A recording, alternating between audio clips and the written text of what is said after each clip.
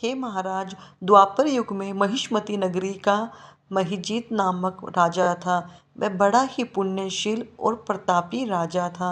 वह अपनी प्रजा का पालन पुत्रवत करता था, किंतु संतान विहीन होने के कारण उसे राजमहल का वैभव अच्छा नहीं लगता था। वेदों में निसंतान का जीवन व्यर्थ माना गया है। यदि संतान विहीन व्यक्ति अपने पितरों को जलदान देता है तो उसके पितरगण उस जल को गर्म जल के रूप में ग्रहण करते हैं। इसी उपहाम के राजा को बहुत समय व्यतीत हो गया। उन्होंने पुत्र प्राप्ति के लिए बहुत से दान, यज्ञ आदि कार्य किए, फिर भी राजा को पुत्र उत्पत्ति ना हुई। जवानी ढल गई और बुढ़ापा आ गया, किंतु वंश वृद्धि ना हुई। तदंतर राजा ने विद्वान ब्राह्मणों और प्रजाजनों से इस संदर्भ में परामर्श किया। राजा ने कहा कि ब्राह्मणों तथा प्रजाजनों, हम तो संतानहीन हो गए, अब मेरी क्या गति होगी। मेरे जीवन में तो किंचित भी पाप कर्म नहीं किया। मैंने कभी अत्याचार द्वारा धन संग्रह नहीं किया। मैंने तो सदैव प्रजा का पालन, पुत्र पालन किया और धर्माचरण द्वारा ही पृथ्वी शासन किया। मैंने चोर डाकुओं को दंडित किया, इष्ट मित्रों के भोजन की व्यवस्था की, गो ब्राह्मणों का हित चिंतन करते हुए शिष्ट पुरुषों का आदर सत्कार किया। फिर भी मुझे अब तक पुत्र न होने का क्या कारण है। विद्वान ब्राह्मणों ने कहा कि हे महाराज, हम लोग वैसा ही प्रयत्न करेंगे जिससे कि आपके वंश की वृद्धि हो। इस प्रकार कहकर सब लोग युक्ति सोचने लगे। सारी प्रजा राजा के मनोरथ की सिद्धि के लिए ब्राह्मणों के साथ वन में चली गई। वन में उन लोगों को एक श्रेष्ठ मुनि के दर्शन हुए। वे मुनि महाराज निराहार रहकर तपस्या में लीन थे। ब्रह्मा जी के सम्मान में वे आत्मजित, क्रोधजित तथा सनातन पुरुष थे। संपूर्ण वेद विशारद एवं अनेक ब्रह्म ज्ञान संपन्न वे महात्मा थे। उनका निर्मल नाम लोमेश ऋषि था। प्रत्येक कल्पांत में उनके एक एक रोम पतित होते थे, इसलिए उनका नाम लोमेश ऋषि पड़ गया। ऐसे त्रिकालदर्शी महर्षि लोमेश के उन लोगों ने दर्शन किए।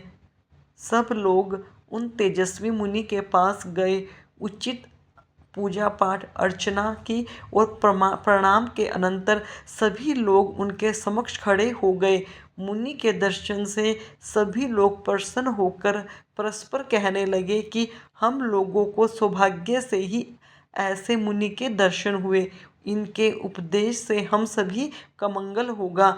ऐसा निश्चय करके उन लोगों ने मुनि महाराज से कहा कि हे ब्रह्म ऋषि, हम लोगों के दुख का कारण सुनिए। अपने संदेह के निवारण के लिए हम लोग आपके पास आए हैं। हे भगवान, आप कोई उपाय बतलाइए। महर्षि लोमेश ने पूछा, सज्जनों, आप लोग यहाँ किस अभिप्राय से आए हैं? मुझसे आपका क्या प्रयोजन है? स्पष्ट रूप से कहिए, मैं आपके सभी संदेहों का निवारण करूँगा। प्रजाजनों ने उत्तर दिया, हे मुनिवर, हम महिष्मती नगरी के निवासी हैं।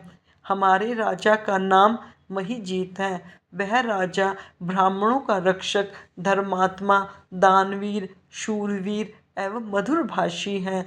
उस राजा ने हम लोगों का पालन पोषण किया है, परंतु ऐसे राजा को आज तक भी संतान की प्राप्ति नहीं हुई है।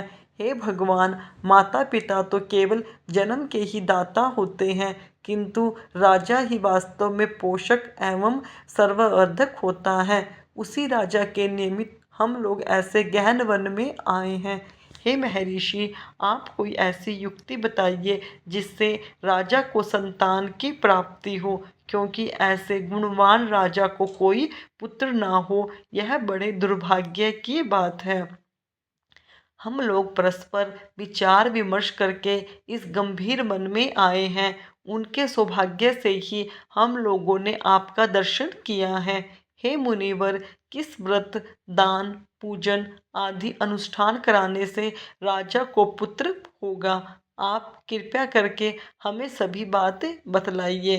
प्रजा की बात सुनकर महर्षि लोमेश ने कहा, हे भक्तजनों, आप लोग ध्यान पूर्वक सुनो। मैं संकट नाशन व्रत को बतला रहा हूँ। यह व्रत निसंतान को संतान और निर्धनों को धन देता है। आषाढ़ कृष्ण चतुर्दशी को एक दंत गजानन नाम गणेश की पूजा करें। राजा व्रत करके श्रद्धा युक्त हो ब्राह्मण भोजन करावे और उन्हें वस्त्र का दान करे। गणेश जी की कृपा से उन्हें अवश्य ही पुत्र की प्राप्ति होगी। महर्षि लोमेश की यह बात सुनकर सभी लोग करबद्ध होकर खड़े हुए और नतमस्तक होकर दंडवत प्रणाम करके सभी लोग नगर में लौट आए। वन में घटित सभी घटनाओं को प्रजाजनों ने राजा को बताया। प्रजाजनों की बात सुनकर राजा बहुत ही प्रसन्न हुए और उन्होंने श्रद्धापूर्वक विधिवत गणेश चतुर्थी का व्रत करके ब्राह्मणों को भोजन, वस्त्र आदि का दान किया। रानी सुदक्षिणा को गणेश जी की कृपा से सुंदर और सुलक्षण पुत्र प्राप्त हुआ। श्री कृष्ण जी कहते हैं कि हे राजन, इस व्रत का ऐसा ही प्रभाव है, जो व्यक्ति इस व्रत को श्रद्धा पूर्वक करेंगे वे समस्त संसारिक सुख के अधिकारी होंगे। भक्तों, यह थी कथा। अगर आपको यह कथा अच्छी लगे तो मेरे चैनल को सब्सक्राइब कीजिए, वीडियो को लाइक कीजिए, कमेंट में जय गणेश अवश्य लिखें। धन्यवाद भक्तों।